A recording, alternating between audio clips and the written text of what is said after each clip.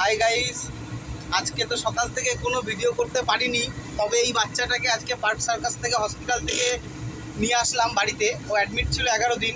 আজকে বাচ্চাটা খুব খুশি ও বাড়িতে আসতে পেরে। এই যে ছোট্ট একটা বাচ্চা, ও 11 দিন ভর্তি ছিল।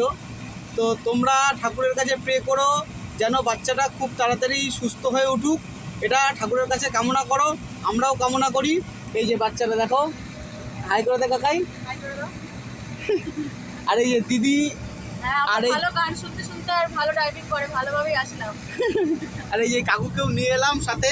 গান শুনে তো আমার মন ভরে গেছে।